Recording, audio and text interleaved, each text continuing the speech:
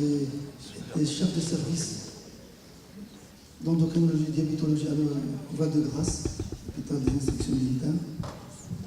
Actuellement, il est responsable dans la Fondation de recherche diabétique et il n'arrête pas de participer à tous les congrès et symposiums pour partager son expérience. Et c'est ça le sens de cette session SFD Stadium ou bien SFD Maghreb, c'est pour le transfert de un certain savoir sud-sud ou bien nord-nord, nord-sud. Merci. Merci beaucoup, monsieur le Président et messieurs les modérateurs. Bien difficile de passer après un orateur aussi brillant et enthousiaste que Martin Briscart. Mais bon, je vais faire de mon mieux et je commencerai par remercier les responsables de la Stadium de m'avoir invité à faire cette présentation pour vous parler de complications que l'on n'a pas l'habitude de voir exposées au cours des congrès. Ce sont les maladies infectieuses qui pourtant entraînent une morbimortalité extrêmement importante au cours du diabète, les diabétiques étant plus souvent touchés par les complications infectieuses et ces maladies infectieuses étant par ailleurs beaucoup plus graves chez eux. Or, nous disposons de moyens simples pour éviter beaucoup de cette morbimortalité. Et c'est ce que je vais essayer de vous démontrer au cours de cette présentation. Voici mes liens d'intérêt. Et je voudrais aborder cela en 5 points. Tout d'abord, le risque infectieux chez la personne diabétique. Alors, quand j'étais étudiant, on disait « les microbes aiment bien le sucre ». C'est vrai, mais c'est un peu rapide. Ce qui est certain, c'est qu'il y a une majoration au cours de l'âge de la mortalité par cause infectieuse chez les hommes et chez les femmes, avec un nadir entre 5 et 14 ans, et puis ensuite une augmentation régulière jusqu'à 75-84 ans. Et le risque infectieux est plus grave chez les patients diabétiques en raison de plusieurs facteurs. D'une part, le vieillissement de la population et la fragilité qui est liée à l'âge. Alors on parle d'immunosénescence. Il y a une altération de l'immunité cellulaire chez les patients diabétiques et il y a une aggravation qui est liée elle-même à l'hyperglycémie. Et vous le savez tous, les patients diabétiques sont considérés comme immunodéprimés. Mais ceci n'est pas homogène. Il peut y avoir une immunodépression qui est très faible, notamment chez les patients diabétiques traités par antidiabétiques oraux ou peu traités. Il peut y avoir une immunodépression modérée chez des patients sévèrement compliqués ou encore une immunodépression profonde chez les diabétiques qui ont fait l'objet d'une greffe rénale par exemple. Alors les pathologies infectieuses sont plus fréquentes au cours du diabète. Voici l'incidence des infections les plus fréquentes que l'on observe au cours du diabète de type 2. Vous voyez ce qui vient en premier, ce sont les pneumopathies, puis les infections urinaires, les atteintes des tissus mous et de la peau, et puis d'autres complications qui sont moins fréquentes. Mais ce qu'il faut retenir, c'est que les pneumopathies sont les infections les plus souvent rencontrées au cours du diabète, notamment du diabète de type 2, avec un risque relatif de 1,31. Le problème, c'est que les diabétologues ne voient pas ces malades. Lorsqu'ils présentent une pneumopathie, ils ne sont pas hospitalisés le plus souvent en service de diabétologie, ils sont hospitalisés en médecine interne ou en pathologie infectieuse. Si bien que, dans notre expérience, nous avons moins l'habitude de pointer le doigt sur ce type de complications. Et il existe un véritable cercle vicieux entre infection et niveau glycémique. Vous savez, le diabète multiplie par un facteur 2 à 3 le risque infectieux, mais en retour, les infections vont entraîner un déséquilibre du diabète. Et vous savez tous qu'au moment des infections, notamment des pieds, puisque c'est ce type d'infection que le diabétologue voit le plus souvent, eh bien, il est nécessaire d'utiliser une insulothérapie au moins transitoire. Alors nous disposons d'une arme fatale sur un certain nombre d'infections, et c'est là-dessus que je voudrais centrer mon exposé. Ces infections sont évitables grâce à la vaccination. Les vaccins qui sont bien connus des diabétologues, du moins en France, c'est le tétanos. Quand on a un patient qui a une plaie du pied, on pense tout de suite à la vaccination tétanique, et c'est la grippe, puisqu'en France, les patients diabétiques peuvent bénéficier d'un vaccin antigrippal dès lors qu'ils sont traités pour leur diabète, et ceci de façon annuelle. Et puis il y a des vaccins que devraient mieux connaître les diabétologues, et l'expérience prouve qu'ils ne les connaissent pas bien. C'est la vaccination contre le pneumocoque, contre la coqueluche, et puis contre le zona, plus récemment. Alors voyons le tétanos. Le tétanos, c'est une maladie redoutable. Quand j'ai travaillé en Côte d'Ivoire, j'ai vu des cas de tétanos, je peux vous dire que ça ne donne pas envie. Et en France, on a chaque année 20 cas, du fait de l'absence de vaccination, avec une mortalité entre 25 et 30%, avec des méthodes de réanimation qui sont optimales. La forme la plus grave, eh bien, c'est la forme généralisée, bien sûr. C'est plus souvent chez les sujets âgés, et en particulier les femmes, car les hommes, en principe, ont été vaccinés lors du service militaire, mais pas toujours les femmes. Il y a eu donc 108 cas déclarés chez des patients de plus de 70 ans entre 2005 et 2016. Ce n'est pas beaucoup, mais quand vous avez vu un cas de tétanos, je peux vous dire que vous allez vous faire vous-même un rappel. La porte d'entrée, c'est dans 75% des cas une blessure minime, souillée par de la terre ou des végétaux, donc ce sera typiquement une plaie du pied chez un patient diabétique. Et vous voyez, les plaies chroniques sont à l'origine de la maladie dans 10 à 15% des cas. Par conséquent, toute plaie du pied ou d'autres plaies chez un patient diabétique doit faire penser à vérifier son statut vaccinal sur le tétanos. La prévention, eh bien, elle est simple. Alors, on différencie le type de blessure, mineure et propre, ou bien majeure, pouvant avoir été contaminées par des germes d'origine tellurique. Si les personnes sont à jour de leur vaccination, il n'y a pas d'indication à faire quoi que ce soit de plus. Si elles ne sont pas à jour et que la plaie est mineure, eh bien on fera immédiatement une dose de vaccin et on proposera un programme de mise à jour. Si la plaie est plus importante et souillée, eh bien il faut associer des immunoglobulines tétaniques humaines à l'administration vaccinale. La grippe, alors je vous rappelle que l'épidémie de grippe de 1917, dite grippe espagnole, qui n'était pas du tout une grippe d'origine espagnole, eh bien, a fait plus de morts qu'à la guerre de 14.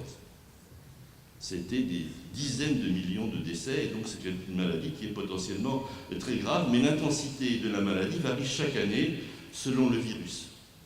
Et ce sont les enfants qui se contaminent à l'école ou dans les crèches et qui vont contaminer les adultes, avec un risque de complication qui est variable selon les comorbidités. Le risque, c'est la surinfection bactérienne avec le pneumocoque et puis l'hémophilus. Alors l'hémophilus influenzé, je t'ai toujours demandé pourquoi on disait hémophilus influenzé, parce que influenzé, ça veut dire grippe en anglais. Et en fait, c'est parce que cet hémophilus va compliquer une infection grippale pulmonaire. La mortalité en France, pendant l'hiver 2016-2017, 15 000 personnes. 15 000 personnes. C'est quand même considérable.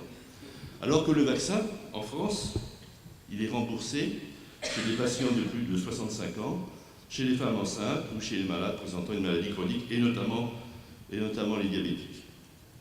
Au cours du diabète, le risque d'hospitalisation est multiplié par 3 et la mortalité par 2. Donc le fait de vacciner permettrait d'éliminer un nombre considérable de décès qui dépasse largement celui des accidents de la voie publique.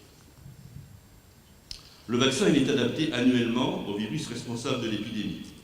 Il n'y a plus actuellement de contre-indication en cas d'allergie aux protéines de l'œuf, en dehors de cas extrêmes. Et pourtant, bien, la couverture vaccinale en France, vous voyez, c'était 30% chez les moins de 65 ans à risque de grippe grave, ce sont des maladies chroniques par exemple, et de 50% chez les personnes âgées de plus de 65 ans, alors que le vaccin est gratuit. C'est la raison pour laquelle il y a des expériences qui se font actuellement pour que les infirmières et les pharmaciens puissent eux-mêmes vacciner les patients. C'est une vaccination qui est efficace, qui ne couvre pas totalement le risque de grippe, mais diminue 30% les complications, 40% de grippe clinique. Et puis quand on s'intéresse vraiment aux grippes qui sont prouvées par une PCR, on est sûr que c'est le virus grippal, non pas un autre virus, eh bien on protège dans 50% des cas.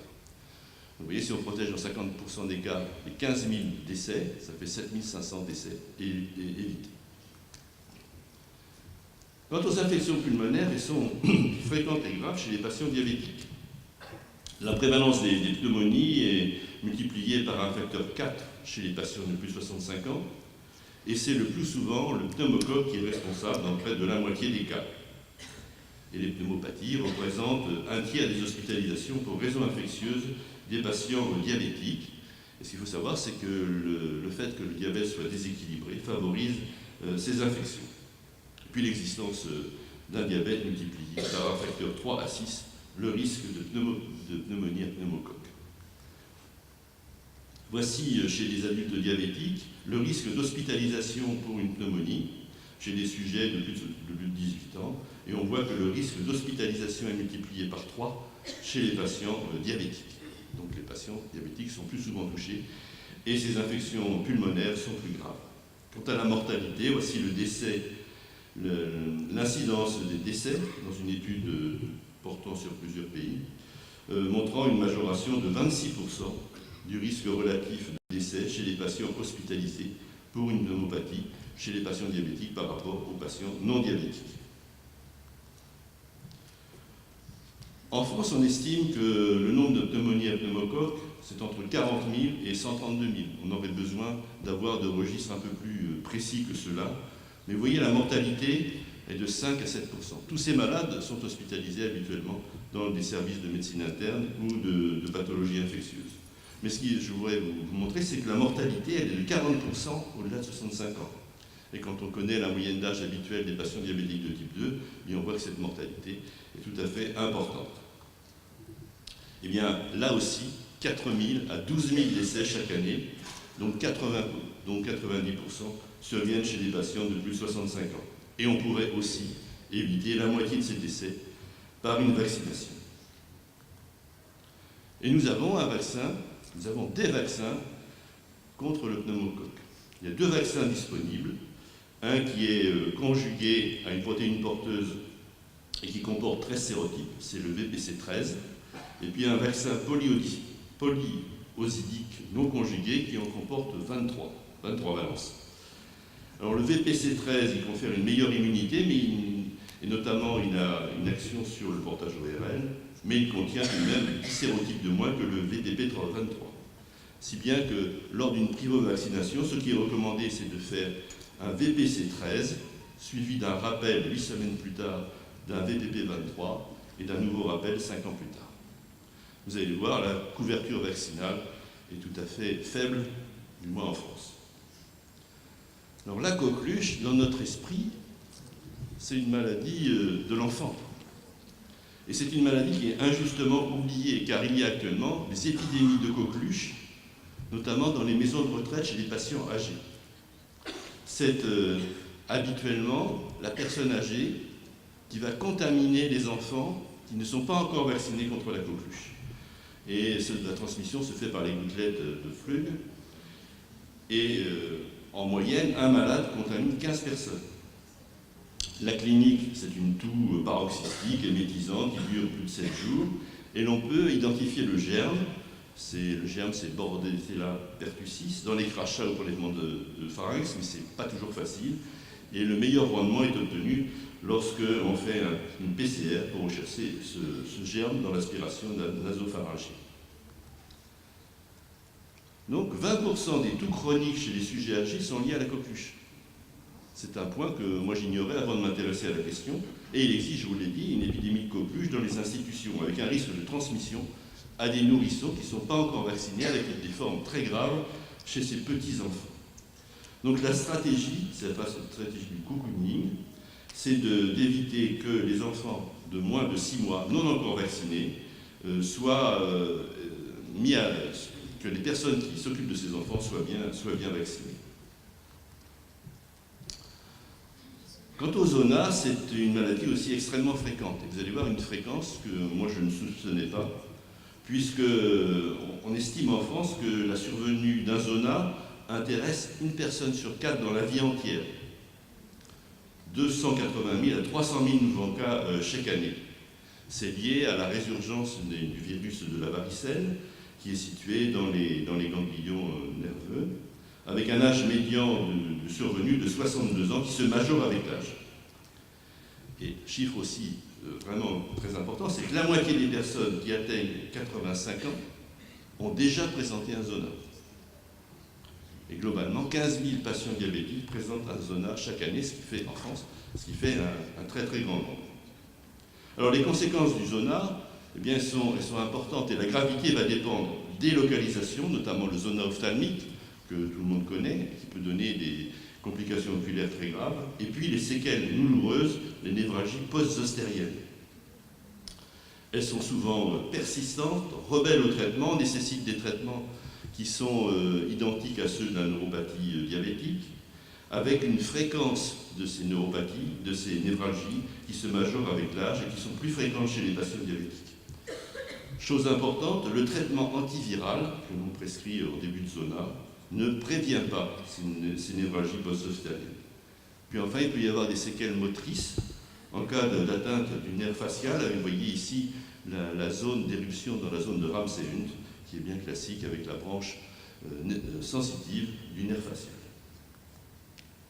Il existe un vaccin qui est un vaccin vivant, atténué, qui nécessite une dose en administration sous-cutanée ou intramusculaire. Il est possible de l'associer au vaccin antigrippal ou au vaccin DTP, et également avec le vaccin pneumococcique.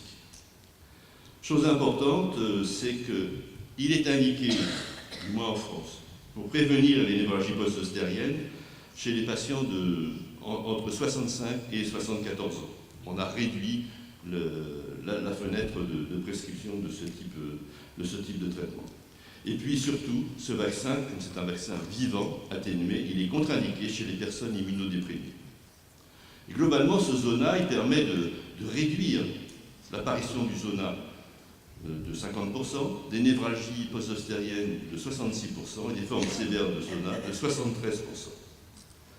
Par conséquent, c'est quelque chose aussi qu'il faut connaître et qui est tout de même important parce que lorsque les malades présentent des névralgies post-zostériennes, elles sont difficiles à traiter et elles sont particulièrement invalidantes.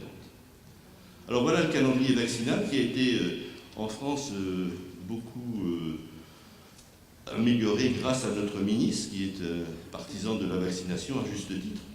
Et vous voyez que maintenant les enfants, les petits-enfants doivent recevoir 11 vaccins d'entre un mois et puis 12 mois. Avec donc des vaccins hépatite B, pneumocoque, méningocoque. Entre parenthèses, le fait de vacciner systématiquement les enfants contre le méningocoque a fait diminuer par 3 le risque de l'apparition des méningites à méningocoque qui sont aussi graves. En Tunisie, il y a un peu moins de vaccins, mais il y a tout de même un nombre intéressant, le BCG à la naissance, l'hépatite B également, et puis vous voyez, polio oral, diphtérie, tétanos, coqueluche, hémophilus, la rougeole, car il existe une recrudescence d'épidémie de rougeole, comme vous avez entendu dans la presse, chez des gens qui ne sont plus vaccinés, et puis la rubéole chez les filles. À l'âge adulte, c'est aussi assez simple. En France, la diphtérie, tétanos, polio, ça doit faire tous les 20 ans jusqu'à 65 ans, puis tous les 10 ans, associé une fois à un rappel de la coqueluche. Le pneumocoque pour les adultes à risque d'infection à pneumocoque et donc chez les patients diabétiques. La grippe une fois par an chez les patients à risque et notamment les patients diabétiques. Et le zona également chez les malades entre 65 et 74 ans. Pour le Hadj, j'ai beaucoup travaillé avec Rachid Malek sur le sujet. Il y a un seul vaccin obligatoire, mais ça je pense que vous le savez, c'est le vaccin quadrivalent anti-méningococcique qui est donc plus complet que celui que l'on fait habituellement chez les enfants, ACY et W135, au moins 10 jours avant le départ, et l'immunité dure 3 ans. Alors il y a beaucoup de vaccins qui sont recommandés, je vous les ai listés ici, rougeole, hépatite B, hépatite A, typhoïde, pneumocoque, etc. Par contre, les vaccins inutiles, du moins à partir du Maghreb sur l'Arabie Saoudite, la fièvre jaune, puisque nous ne sommes pas dans une zone infectée. Par contre, les amis qui travaillent en Afrique subsaharienne doivent savoir qu'il faut que leurs patients aient un vaccin contre la fièvre jaune. Et le choléra non plus n'est pas obligatoire. Malheureusement, malgré tous les bénéfices que je vous ai exposés, il y a des freins à la vaccination. Alors, pour faire plaisir à Martin, qui aime bien les dessins de Tintin, je lui ai trouvé celui-là. C'est vrai que la peur de la piqûre, ça ne tient pas, parce que chez les patients diabétiques, ils ont bien l'habitude de faire des analogues du GLP-1 ou d'injecter de l'insuline. Et par contre, il y a une crainte des vaccins. Et puis pour les diabétologues, eh bien, la vaccination, ça se limite au tétanos et à la grippe. J'espère qu'après cet exposé, je vous aurai convaincu qu'il y en a d'autres. Et puis surtout, un tiers des soignants en France sont vaccinés contre la grippe. C'est incroyable. Les infirmières qui sont dans les services d'urgence, qui reçoivent des grippés, ne sont pas vaccinées.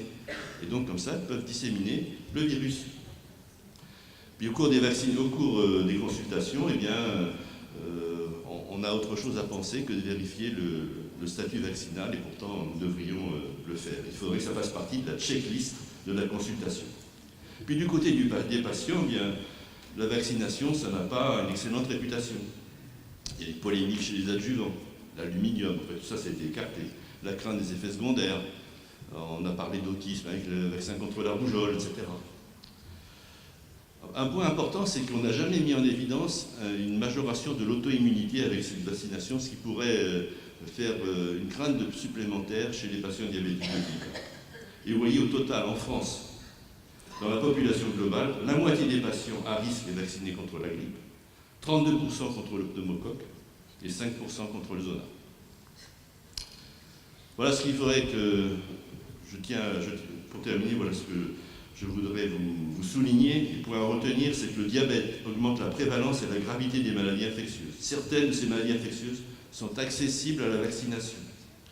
Les contre-indications au vaccin sont rares.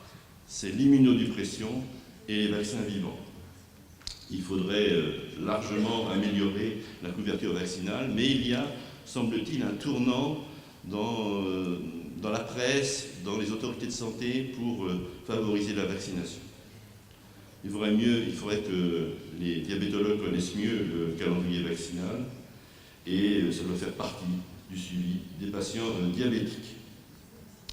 Alors dans le cadre de cette polémique sur les vaccinations, je vous signale qu'il y a beaucoup de gens qui pensent, enfin beaucoup, j'espère de moins en moins, qui pensent que la Terre est plate, mais pour les vaccinations, c'est un peu la même chose.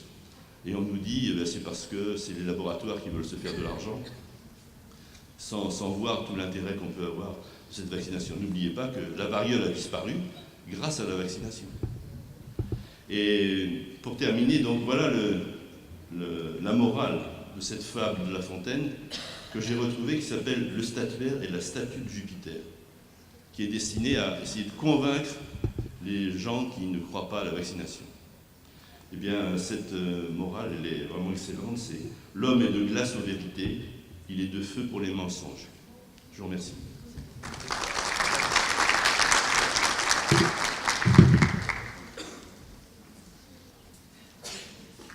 Et vous avez tous une petite vaccination à la sortie, si vous voulez.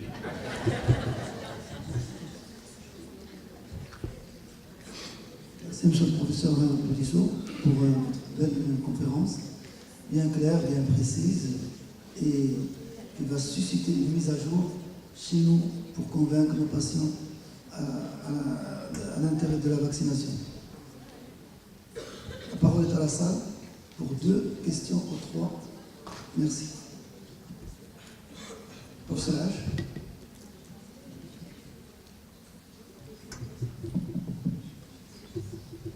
Il est vrai que ces précautions n'entrent pas dans les recours généraux pour la prise en charge des diabétiques. En fait, est-ce qu'il y a des précautions à prendre par rapport justement à l'équilibre du diabète dans une phase de déséquilibre? Est-ce qu'il faut décaler ou retarder la vaccination? Non, il n'est pas nécessaire de décaler, sauf si bien sûr le patient est en coma, mais le risque c'est de se dire, comme on n'a pas trop le temps, l'équilibre n'est pas très bon, je vais attendre un petit peu, on le fera la prochaine fois, puis la prochaine fois on n'y pense plus. Donc si on tient le malade, eh bien ma foi c'est assez facile d'essayer de le convaincre de se faire vacciner et de passer à l'acte. Merci. S'il vous plaît, concernant le calendrier vaccinal pour la grippe, et le pneumocoque pour le diabétique. Est-ce qu'on peut les faire en même temps de façon concomitante ou bien les décaler? Oui, oui, on peut. Je suis passé un peu vite, mais on peut le faire en même temps. On peut le faire en même temps. Mais le vaccin contre le pneumocoque, vous avez vu qu'il y a 2 injections. Hein. Une de VPC13, puis ensuite 5 semaines plus tard le VPP23, et on peut faire dans le même temps la grippe. Pas de souci. L'avantage, c'est que la grippe, on y pense, il y a toujours des campagnes de vaccination qui ont lieu au mois de septembre-octobre. À ce moment-là, c'est l'occasion de faire en même temps le pneumocoque. Voilà, monsieur Armé, très belle conférence, merci beaucoup. Je voulais juste savoir est-ce qu'il y a eu des études comparatives chez les diabétiques entre des diabétiques bien vaccinés et d'autres non vaccinés sur l'impact par rapport au diabète, par rapport aux diabétiques? Oui, c'est ce que je disais. Il y a eu des études qui ont montré que le fait de vacciner diminue de moitié les cas de grippe grave et de moitié le zona et de moitié les pneumonies à pneumocoque. Donc ça ne couvre pas entièrement la pathologie. Les gens peuvent très bien faire une grippe après avoir été vaccinés, c'est sûr. Mais disons que ça diminue quand même de 50%. C'est mieux que la protection rénale avec les glyphosines. Hein.